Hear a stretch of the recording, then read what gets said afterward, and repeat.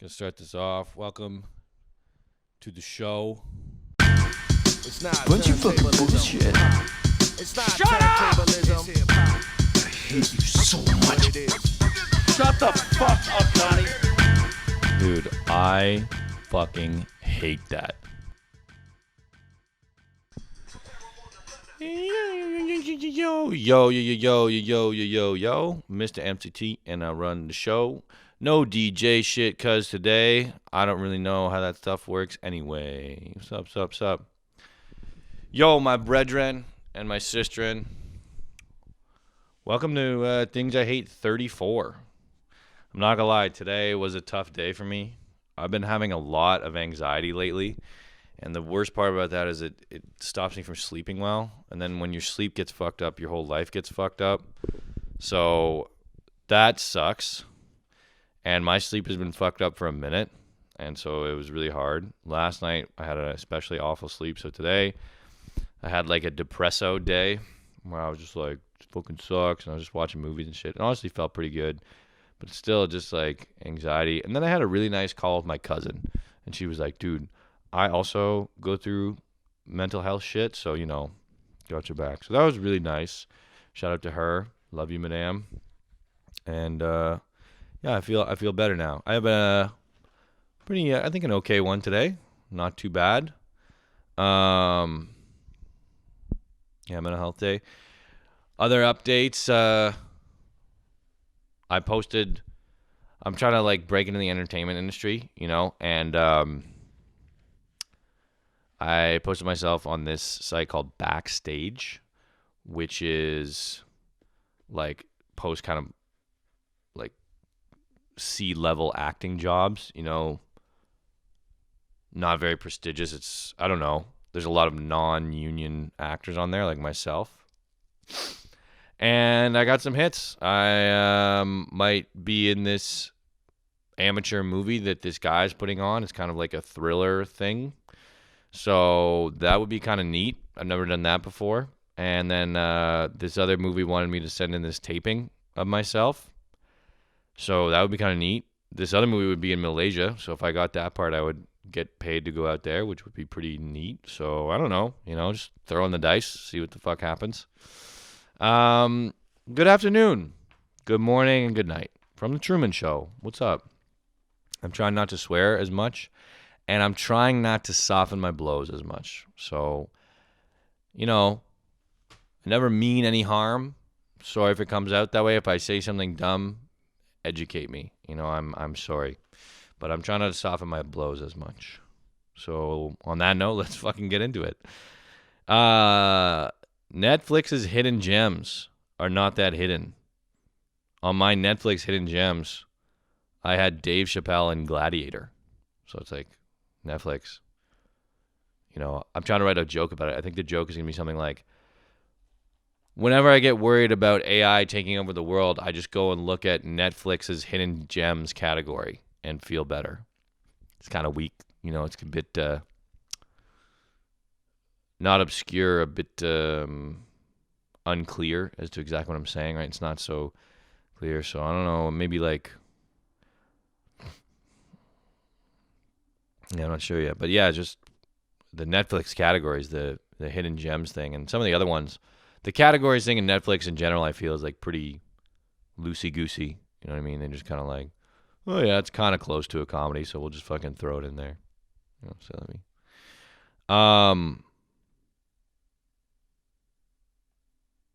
Light swap / light fix.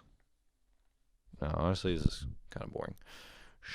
Well, no, I have my oven doesn't have a light, and so I put a lamp up there to shine on my food so I can see myself or see my food when I'm cooking. And it was like an old light, and it finally broke. But what happened is a bulb got stuck in it. So I tried to fix it, but I ended up breaking it in the process. But then when I plugged it in to test it, there were sparks that were coming out of the plug. It sparked once, and I was really sketched because the whole lamp is metal. So I was like, oh my God, I'm sure it's insulated, but it's like old and kind of sketchy, you know, so you don't know if they, you know, fucked around on the construction and didn't do a good job building it. And maybe there's like some bare wires on the inside of it that are touching the metal casing. So I was like, Jesus. So I didn't want to touch it after I had plugged in and sparked.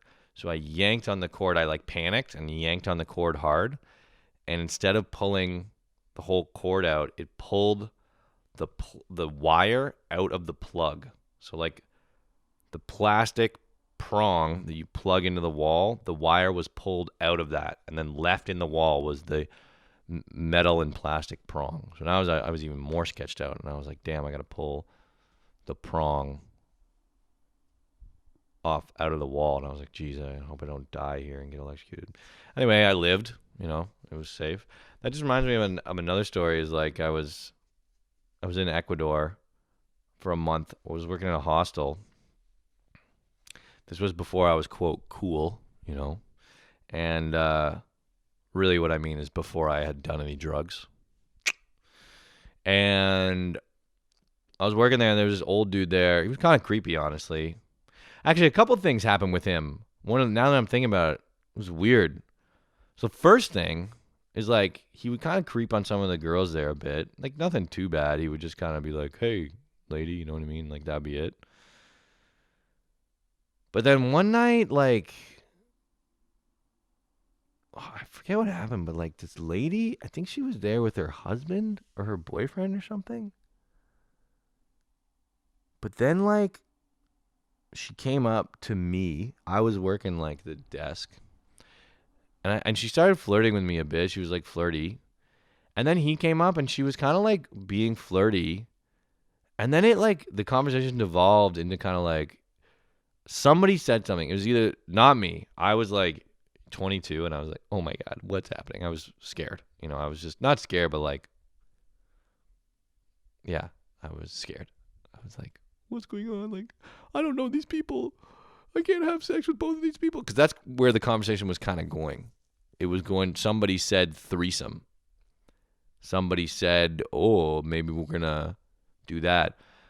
I remember the lady having a look of kind of disgust and shock, but not too much disgust and shock, and almost like she was kind of into it for the flattery of it, you know, like, oh, like, I can't believe you would say that, you dirty old man. I think it was the old man who brought it up. He said something like, so, like, we three gonna do this? And I was like, excuse me? You know what I mean? Like, no. In my head, I was, no, I don't want that. And I remember her being like, oh my God, like kind of like, oh my God, I can't believe you would say that. But like, oh my God, like, what do you mean? Like, why don't you go on a little more? You know what I mean? Kind of like that. But anyway, of course, nothing happened in the end, but it was just a funny exchange. But anyway, so that old guy, you know, again, this is before I was cool, before I had done any drugs. One night he comes up to me. I would work at the desk was actually on the 4th floor, and we had a rooftop patio. It was pretty cool. And I was working the desk, and then he was like, yo, man, do you know where I can get cocaine? And I was like, oh, no, like, I don't do drugs, you know? And I was like, no, but I wanted to be cool, right? And I played it off cool. I was like, no, but like, if you ask the taxi guys in the front, they're local, they might know. He's like, word, thanks. I was like, yeah, no problem. Cool. He goes down, comes back, whatever, like a couple hours later. And he's like, yo, man, thanks, man. That was a good tip. And I was like, yeah, no problem. And he's like, yeah, man. And then he goes to dap me up. Like, he goes to give me 5. And he goes like this. And then he puts a bag of Coke in my hand there. In the little secret maneuver. But I'm such a scared whitey that I go like this. You know, I'm like pulling up in the hand to look at it. Because I'm like, what are you giving me, man? I'm not ready to receive this gift, you know? What are you giving me? So I pull the hand awkwardly, like an awkward cracker, to be like, hey, man, like, what are you trying to give me? And I say, and he you know, I was like, what the? And then I like, he's like, yeah, it's for you, man. Like, you take it. And I was like, oh, okay. So I take it, and I kind of show my associates. They were more down than I was, but they kind of played it cool. And then I was like, what should I do with this? And they were kind of like, oh, I don't know, man. It's kind of sketchy, but, I don't know. Your call. And then I was like, oh, word, okay. And I couldn't do it. I threw it over the edge of the rooftop patio because I was too shook. I'd never done coke before, and this old guy in fucking Ecuador was kind of creepo with the threesome. He's like, you want to do some fucking blow? And I was like, I don't know, man. I've never done this before in my life. This is freaking me out. So chucked it over the edge. Retrospect, I probably should have ripped it with him. Probably should have ripped that threesome too. Would have been a good story, you know what I mean? See an old man's dick and see him in action. I don't know what that would have been like, you know what I mean? But probably that lady wasn't down. So anyway, c'est la vie,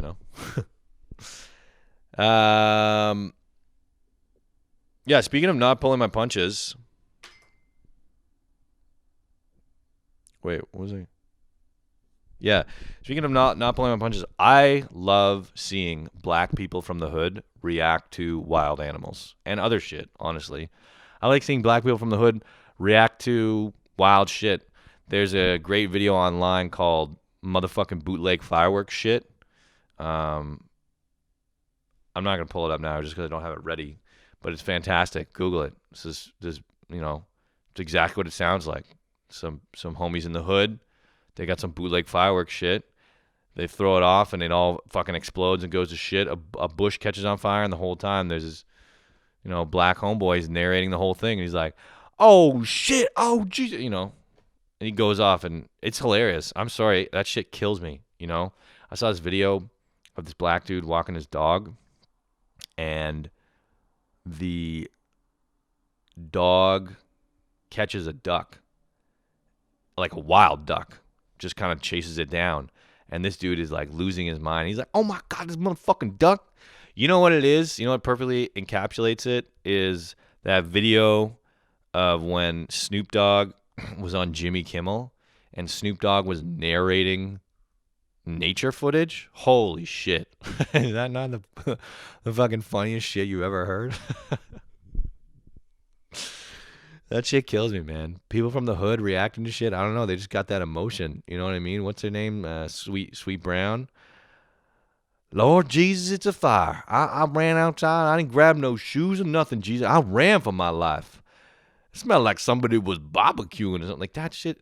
Anyway, kills me. I could watch that shit all day. Light bulb planned obsolescence. Oh, wait, no, I was also going to say, what was I going to say? Oh, yeah. Yeah, speaking of black people, down the street from me, there's a barbershop. Now, the black barbershop culture from the U.S. has kind of become like mainstream a bit. And there's like nice kind of like mainstream barbershops where like I, as a white dude, would feel comfortable going into, you know what I mean, and getting like a fade or whatever. I don't know, getting a fade. But there are some barbershops, I assume in the States, because there's one down the street from me. There are some barbershops that are still like fucking OG, where like it's more of like a club or like a community center. But a community center is not the right word. It evokes an image that's too clean. This is like, the spot. This is like shit. It's like where you hang out with all the homies. There's a barbershop down the street from me. It's like built into the bottom floor of a building. There's no sign really. There's some signs on the doors of like different haircut styles and other shit. But it looks ghetto as fuck. The building is like the bottom of the building is like yellow cement. And the inside is like not well furnished. I think there's like linoleum floors and just kind of like whatever seating they had around, like shitty old couches or chairs or whatever. And there's always like just an electric guitar like just chilling there for people to play, which is fucking rad. You know what I mean? There's always like kind of kids like running in and out, like fucking around. And there's always homies there. Like, well, not always, but like in the evenings, in the afternoon, there's people chilling. And it's like African black too. It's like a French African country. I'm not sure which one. But anyway, the point I'm trying to make is that it's like a hood spot. It's like a spot. It's not like a mainstream barbershop. Like, oh, what's up? Welcome to the shop. Let me cut your hair. It's like Pretty sure it's probably some kind of front for like a gang or like a mob or a mafia or something. You know what I mean? Because it's like pretty fucking hood life. So I just met my neighbors last night. My neighbor is a 6'4" skinny white guy like me, French guy, right? Like Quebecois. And we're talking about the pandemic and haircuts and shit. And he's like, yeah, I like went to that barbershop the other day to get my haircut. And I was like, excuse me? Why did you go there? What the fuck is wrong with you? And he's like, yeah, I just needed a haircut, so I figured I'd try it out. So many things went through my mind, first of all. First of all, I was like, oh my God, I'm so jealous because like it would be so fantastic to experience the inside of that. But second, it would also not be fantastic as a white dude because of exactly what happened to him. He's just telling us a story, and he's like, I go into the barbershop, and he's like, barely anybody greets me. He's like, it gets really quiet, and they're kind of just clipping there. He says nobody's looking at him. Nobody fucking looks at him. He goes up to the kind of guy who like looks in charge. And this is all like Quebecois too, so he's like, excuse-moi, monsieur, j'ai besoin un haircut, là, s'il vous plaît. And the guy's probably like, oui, oui, oui, oui, oui. Un moment, un moment. And he like points to some guy. He's like, un moment, un moment. Il va couper ton cheveu. He's going to cut your hair. And so the homie's like, ah oui, oui, goes to the guy. Ah, est-ce que tu peux donner-moi un coupé? Can you give me a cut? The guy, sorry, so my French friend, he's like in this situation. He asked one guy, yo, can I get a haircut? The guy says, yeah, Jerry over there is going to give you a haircut.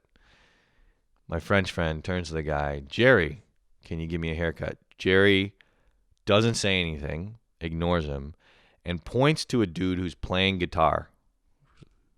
Talk to him. My French friend, being the polite white dude that he is, scared to kind of break any kind of manners or anything, goes over to the guy playing guitar, but he doesn't want to stop the guy from playing guitar. You know, that would be too disruptive. So he just kind of stands in front of the guy while the guy plays guitar for like 30 minutes, just waiting. Finally, the guy stops playing guitar, and the dude's like, he's like, oh, like, could I get my hair cut? And the dude who's playing guitar is like, points to some other guy. He's like, no, that guy. And so finally my friend takes the fucking hint, and he's like, oh, like, I guess you guys are busy. Like, I'll come back later. And they're presumably all like, yeah, no fucking shit, we're busy, Whitey. Like, what the fuck are you doing here, bro? Can't you see? This is like a zone. He told us that story to us, and we were like, what the fuck were you thinking, bro? It's like the spot. I've never seen any white person there. I've never seen anybody except for black people in there. Like no Arabs, no Asians, no nothing. So it's like, you know, it's the spot. I think that they're probably all like, you know, from the same country in Africa, and they're, or maybe not, but you know, it's a community. And I just couldn't believe that the homeboy like was like, what's up, man? Can I get a haircut? Like, no, dog, you can't.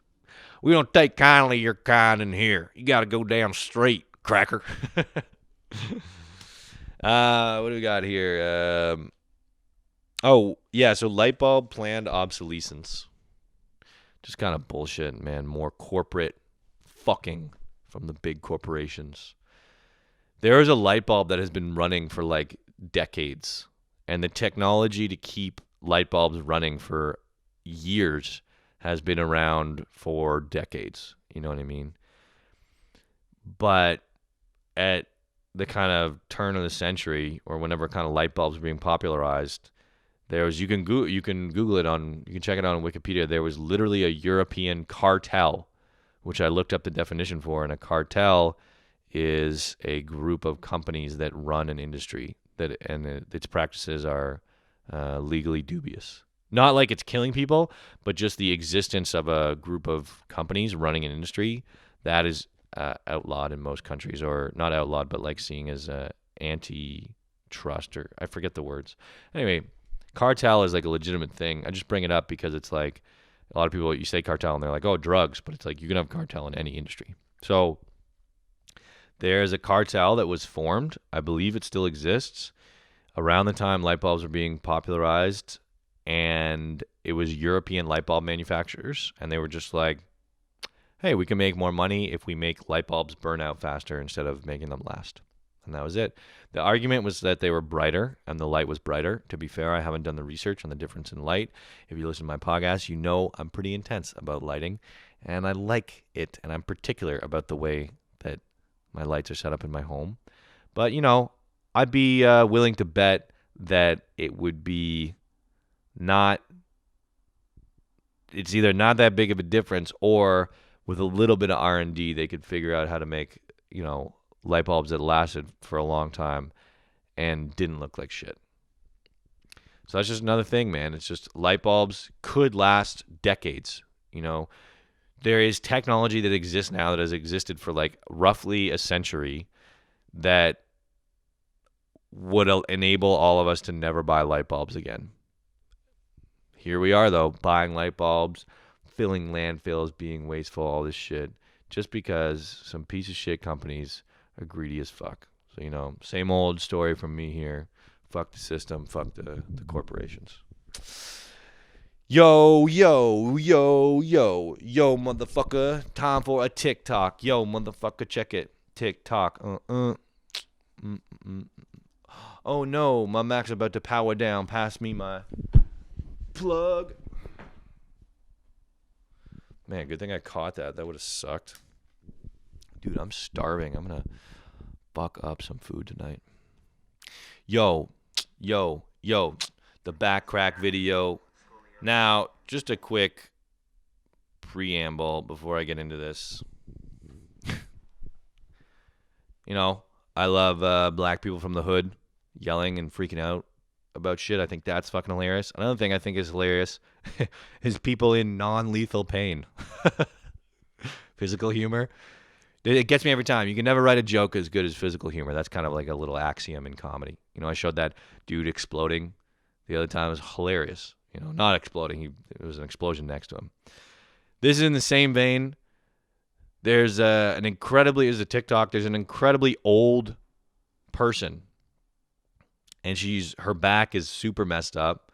There's a wicked scoliosis, as the chiropractor in the video says. And the chiropractor, we're going to see him adjust it, and he cracks the fuck out of this lady's back, and he fucks her up nicely. So, without further ado, here we go. Has a massive scoliosis that's been cooking up for lots and lots of years. Beautiful. Last time I looked at that x-ray, I remember seeing 18 fractures out of 24 vertebrae in the spine. Just bada bing, bada boom, bada bing. They were all old fractures. Up, and down, up and down, up and down. Good. Ow! Oh, yep. Oh yes, ma'am. Oh, yeah. Good movement there, huh? Yeah. Oh, God, look at her. She looks like a fucking fish. All right, Miss Lorraine, relax that head for me. Oh, God.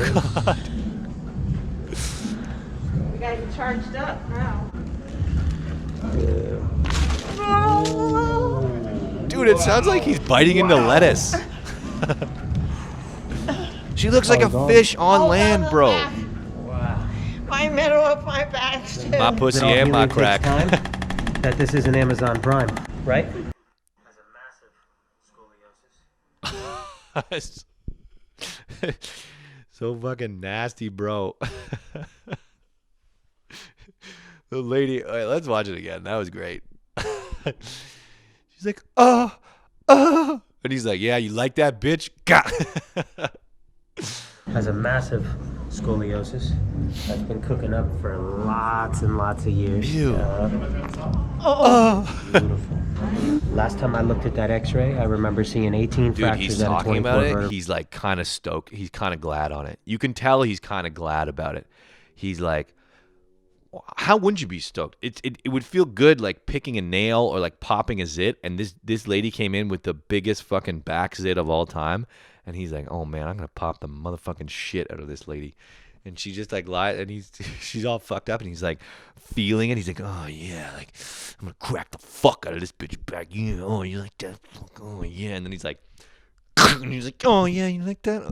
It's vaguely sexual. I'm not gonna lie, because he like cracks it, and she's like, oh, and he's like, oh, don't worry, it's okay.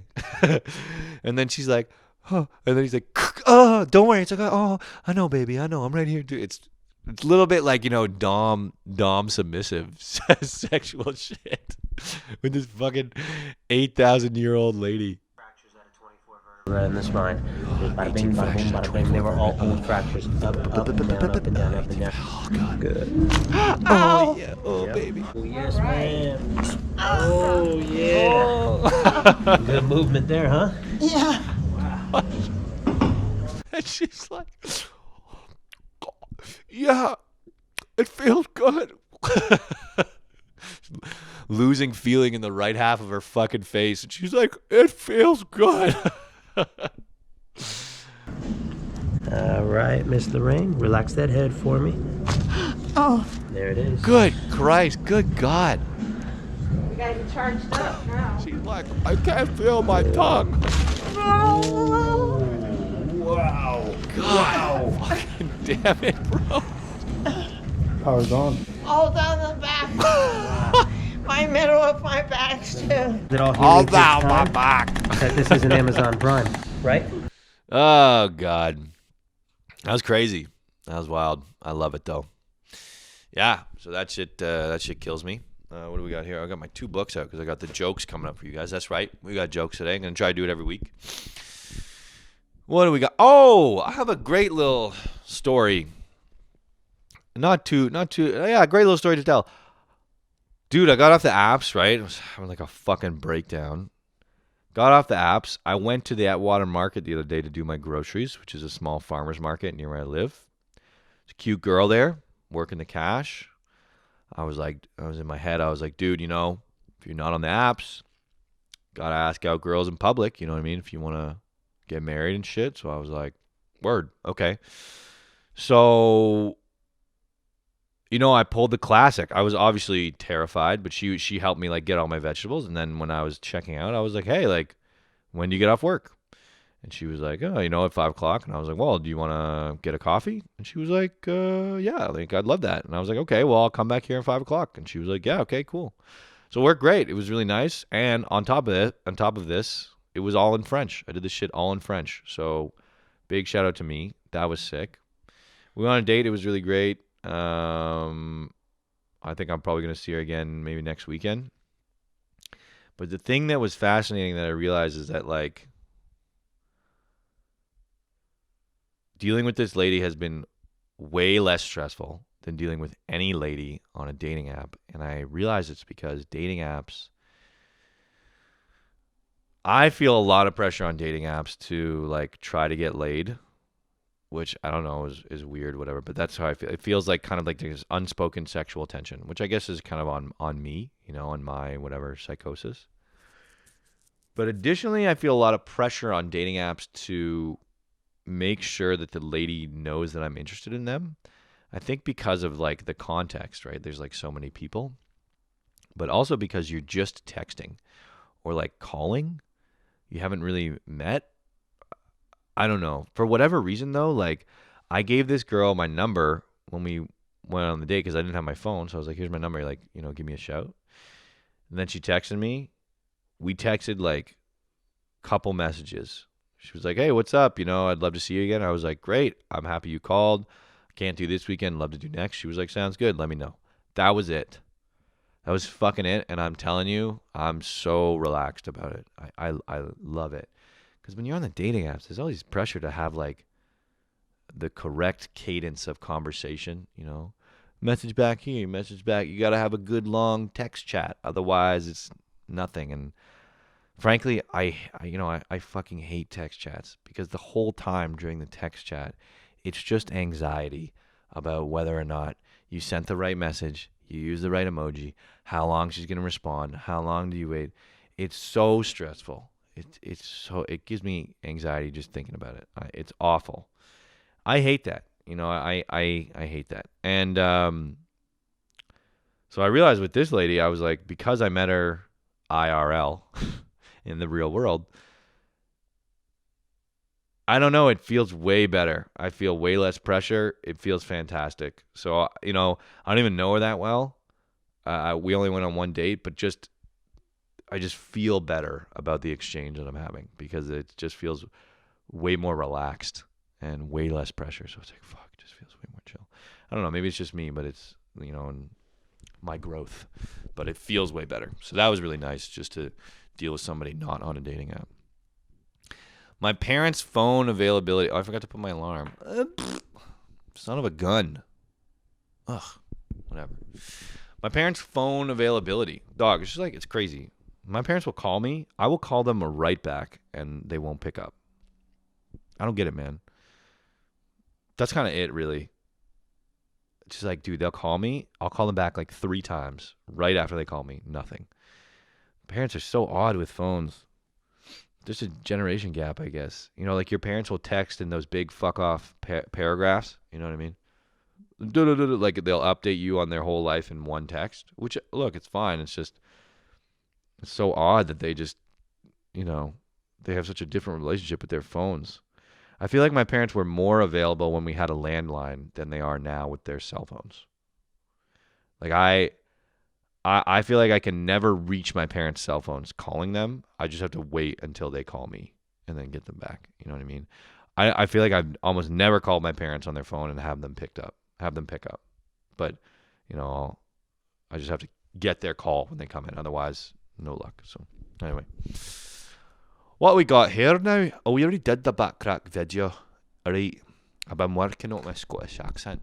I recently learned how to say the word girl and the sound girl and world. World. Girl. Girl. World. You gotta put, I saw a video said you put an extra syllable. Instead of girl, it's girl. Girl. Right? Made a little joke about this. I'm sick of headlines being like, Facebook is stealing your data. No fucking shit. Everybody knows that. If you don't know that, you're dumb as shit. Whenever I go online, I just assume all my shit is public. You know what I mean? Because it's like, the only password I really kind of change up and keep, well, I have a password manager now, so I'm pretty on it. But the only password I really change and keep on is my bank account. I just make sure that one's real secure and that shit's all good. Everything else, I'm just like, fuck it, man. You want to read my emails? Go ahead. There's not a lot interesting there. You want to fucking, jerk off to my Instagram? Go ahead. You want to like look at, most of my shit is public anyway. So it's like, yeah, I know Facebook is listening to all my conversations. I know my phone is hearing everything that I say and shooting projected ads at me. I know. They use all my shit. You know what I mean? They use all of it. It's the price of free apps. Now, yeah, it's the price of free applications. Now it's bullshit. I hate it, but it's just like, I don't know. What are you going to do? You know what I mean? I don't know how much there is to do. I guess it's a poor attitude. I guess I should become a lawyer and go fight Facebook in court. I don't know. You know what I mean? Facebook stealing your data. Oh my God, what a shocker. Oh, Instagram has a camera turned on more than it said. Whoa, that's so weird. So it's so crazy that these huge corporations are lying to us. That's a new thing that's only happened recently. Sure, that's the first time I've heard of a big profit-focused company that has been dishonest with consumers. That's so weird. That's so weird. Have you ever heard of this fucking thing, Coca-Cola, that they said was not a big health concern? Smoking, they said was good for you. No shit. They're stealing our data. Everybody fucking knows that. Just let us be hoard out for our information in peace. You know what I mean? I'm sick of seeing those fucking... It shouldn't be headlines, right? Because it's like, it should just be a fact of life now. Yes, we all know they're stealing our shit. Of course, obviously. What do we got here? Printer. I bought Birkenstocks because I need some fucking sandals. I only have boots right now for the summer. I bought Birkenstocks. They were too small. Returned them. Great return policy. Send us 30 days. All you got to do is print out a shipping label, stick it to the box. No problem, man. I can print out a shipping. No worries. That's a great. Thank you for making this easy for me, Birkenstocks. No problem. I'll print out that shipping label. Start to think about it. I don't have a printer. No problem. I'll just get it I'm sure somebody around here has a printer. Well, around here, like I live alone in an apartment with just kind of other regular people. I mean, I could just go knock on the door, but I'm thinking like in university, everywhere there's a printer. Your roommates have a printer. If they don't have a printer, school has a printer. You know what I mean? Your parents have a printer. You go home to them. Now it's like, dude, I have to go to Staples to print out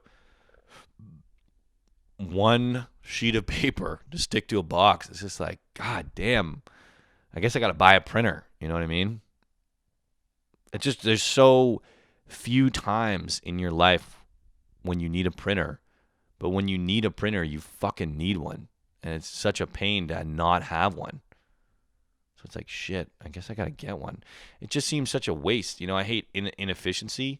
I'm going to go spend like $100 on a huge machine that I'm going to use about 3 times a year. Ugh, I hate that. I don't want that. I guess really what's going on is I'm just making a big deal about taking a trip outside of my house, which sounds about right for me. So, yeah. When professors, I think I already talked about this, but when professors are like, professors will stand up in a first-year lecture hall at university filled with hundreds of insecure children, really. They're adults, but they're really fucking children. And look at this sea of insecure children in front of their peers and then seriously ask these children, I don't understand why more of you don't ask questions. And all I can think of is like, you fucking PhD dick. Like, you have all these smarts, and then you're going to look at a sea of children and ask that question. You know what I mean? You don't understand the crippling anxiety and social pressure each of these individuals is facing every day, and like how raising their hand to demonstrate their ignorance to a sea of their peers might be a little bit intimidating. You don't fucking get that? So I just like... Oh my God, I thought my computer turned off. Old Bessie, she's getting old. 2013, 8 years old. Bro, she's still going strong, old Bessie. Good girl. Anyway. The fuck? Lifty social. I went skiing the other day. Dude, I went skiing the other day and it was 24 degrees out. It's the hottest weather I've ever been skiing. It was crazy, dude. I was sweating in my snow pants. Me and my homie, we see this lifty. We recognize a lifty is a person who works the ski lift, if you don't know. We recognize that this lifty has a hat from the hit cartoon series Avatar: The Last Airbender. We're both huge fans.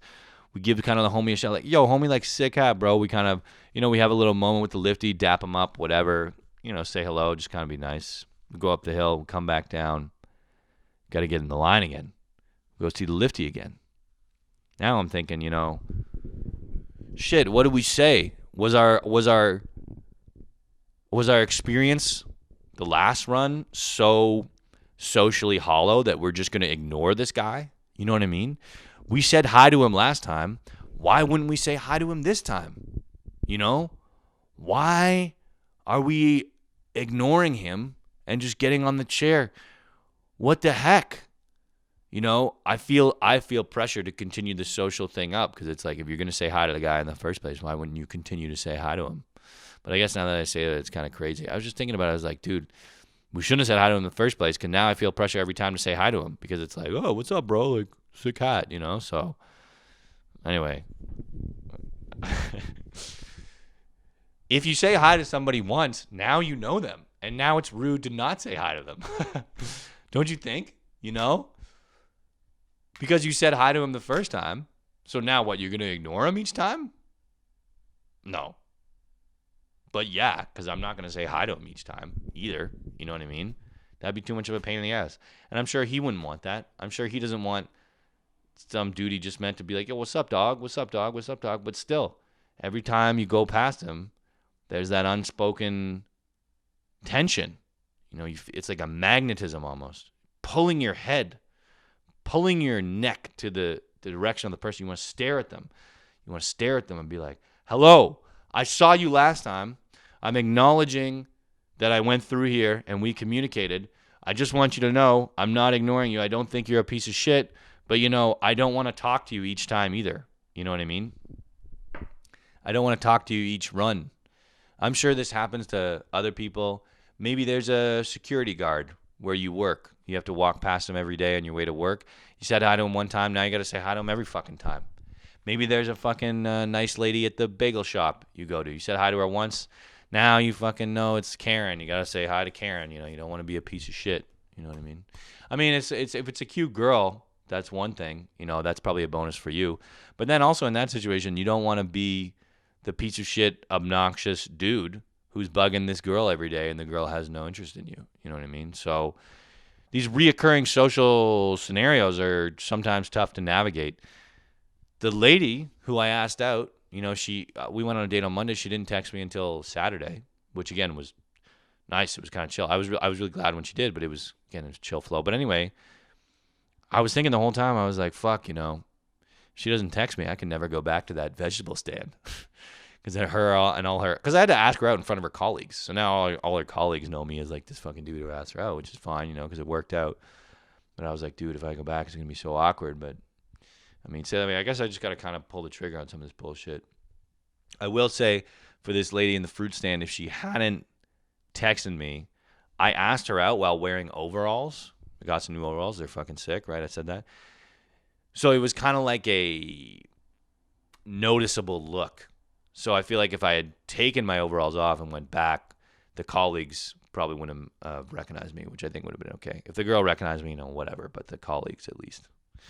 So anyway, these reoccurring social situations are so awkward, What do you say? Do you try to build the relationship up with these people that you see?